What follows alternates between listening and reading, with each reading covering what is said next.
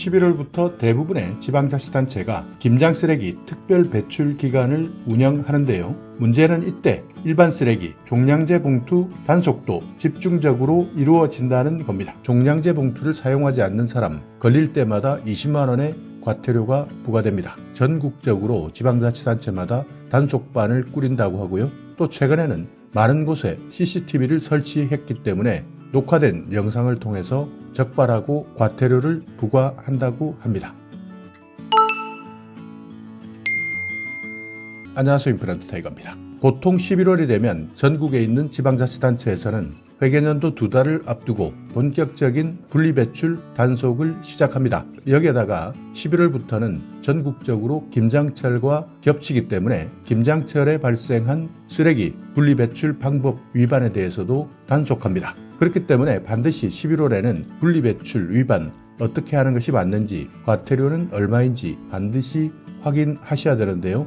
일단 분리배출 위반 과태료부터 알아보자면요. 페트병 분리배출 위반 같은 경우에는 1차 적발했을 때 10만원, 2차 적발했을 때는 20만원, 3차는 30만원까지 물 수 있습니다. 투명 페트병을 색깔이 있는 유색 페트병 또는 일반 플라스틱과 함께 버리게 된다면 이렇게 과태료 10만원, 20만원, 30만원을 물게 되는 겁니다. 이 내용도 헷갈리는 분들이 많기 때문에 반드시 페트병도 투명이냐 아니냐 또는 일반 플라스틱과 섞어서 함께 버리게 되면 분리배출 위반이 되기 때문에 과태료 대상이 되는 겁니다. 자, 또 하나는 정말 헷갈리는 건데요. 페트병 배출 방법 위반도 과태료 대상입니다. 투명 페트병 안에 있는 내용물을 비우지 않았다. 이때도 과태료가 부과되고요.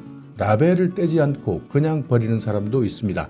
이때도 마찬가지입니다. 최대 30만원까지 과태료를 물어야 합니다. 1차 10만원, 2차 20만원, 3차 30만원입니다. 자, 그리고 생활쓰레기 혼합배출 같은 경우에도 많이 헷갈리는데요. 음식물 쓰레기나 플라스틱, 캔 같은 재활용품을 분리배출하지 않고 종량제 봉투에 섞어 버리는 사람이 많습니다. 이렇게 섞어서 버리는 사람 마찬가지 10만원, 20만원, 30만원의 과태료가 부과됩니다. 자, 또 하나는 많은 분들이 헷갈려하는 내용입니다. 라면 봉지나 과자 봉지 같은 비닐을 분리배출하지 않고 종량제 봉투에 함께 넣었다. 이때도 과태료 부과 대상이 된다는 것 아직도 모르는 분들이 많습니다. 종량제 봉투에 라면 봉지나 과자 봉지 분리배출하지 않고 함께 넣는다면 과태료 10만원, 20만원, 30만원 이렇게 횟수에 따라서 부과될 수 있다. 꼭 기억해 두셔야 되는데요. 그러나 참 여기에서도 어이없는 것이 있습니다. 라면 봉지나 과자 봉지가 오염이 심한 상태라면 종량제 봉투에 넣어서 일반 쓰레기로 버리는 것이 가능하다 이렇게 해석하기 때문에 오염이 심한 상태라면 종량제 봉투에 넣어도 과태료 부과 대상에 해당되지 않는다. 너무 기준이 이상한 것 아닌가라고 생각되기는 하지만 실제 현재 단속되고 있는 상황이기 때문에 오염이 심한 상태냐 아니냐 이 부분은 반드시 기억해 두셔야 됩니다. 자, 그리고 분리배출이 번거롭다고 어떤 사람들은 재활용품이나 일반 쓰레기를 그냥 태우시는 분들도 있습니다. 몰래 태우는 경우가 많은데요. 이렇게 쓰레기를 불법으로 소각하게 된다면 50만 원의 과태료를 물게 됩니다.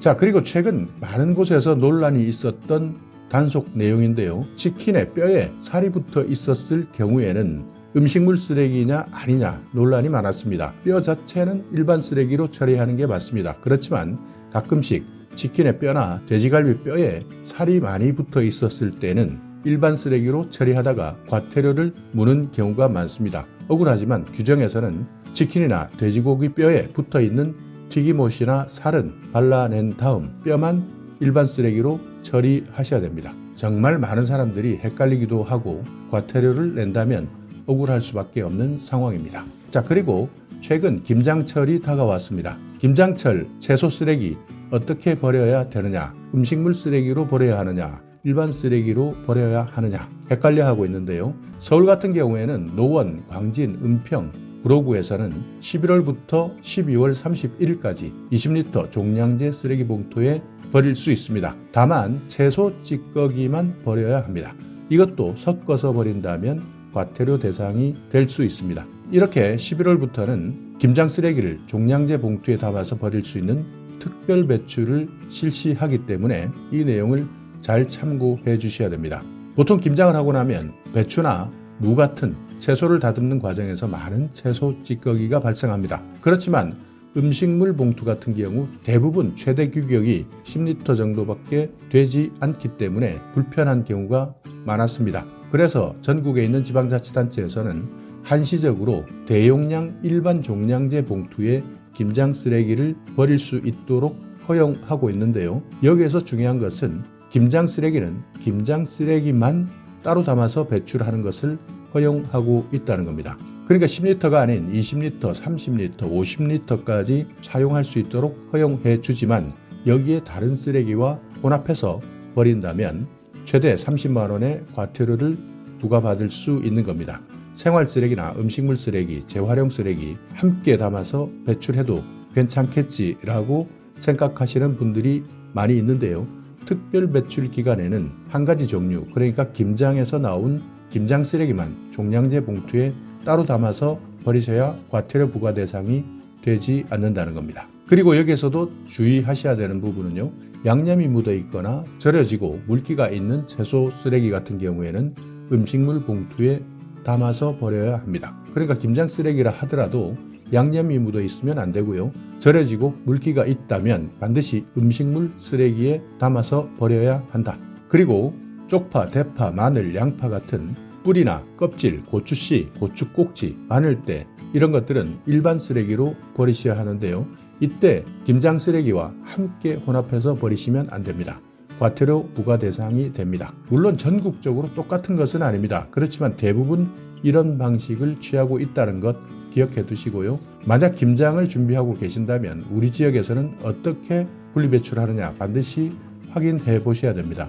군산 같은 경우에는 투명한 비닐봉투로 배출할 수 있도록 일정 기간 허용하고 있습니다. 그렇지만 여기에도 배출하는 방법이 있기 때문에 확인해 보셔야 되고요. 순천시 같은 경우에는 김장 쓰레기 전용 노란색 봉투를 사용하기도 합니다. 그렇지만 대부분 전국적으로 일반 종량제 봉투에 김장 쓰레기를 한시적으로 분리배출할 수 있도록 허용하는 제도로 운영되고 있기 때문에 반드시 내가 살고 있는 지방자치단체에서 정해놓은 방법으로 분리배출하시기 바라겠습니다.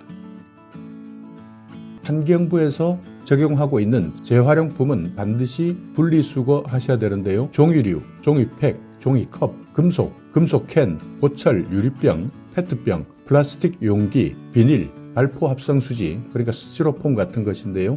이런 것들은 나눠서 배출해야 되고 종이 같은 경우에는 물기에 젖지 않은 상태로 반듯하게 펴서 배출해야 된다. 영수증 같은 경우에는 종이로 배출할 수 없고 종량제 봉투에 반드시 담아서 버리셔야 됩니다. 왜냐하면 다른 재질과 혼합되어 있는 가멸지이기 때문이고요.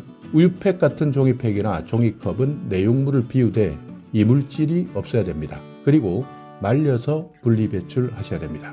통조림이나 캔 같은 경우에도 내용물이 남지 않도록 물로 헹군 다음 배출하셔야 되고요. 그리고 통조림이나 캔에 있는 플라스틱 같은 다른 재질의 뚜껑이 있다면 분리해서 배출하시면 됩니다. 부탄가스나 살충제 용기 같은 캔, 여기에는 남아있는 가스를 완전히 제거한 다음 배출해 주셔야 되고요. 냄비나 비철금속 같은 고철류도 이물질이 섞이지 않은 상태로 배출하셔야 됩니다. 유리병은 깨지지 않아야 되고요. 그리고 소주나 맥주병 같은 경우에는 보증금을 환급받을 수 있는데요. 가능하면 환급받는 것이 좋습니다.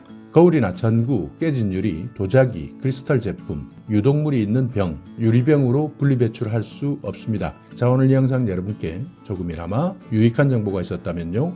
오늘도 구독 그리고 좋아요 부탁드리겠습니다.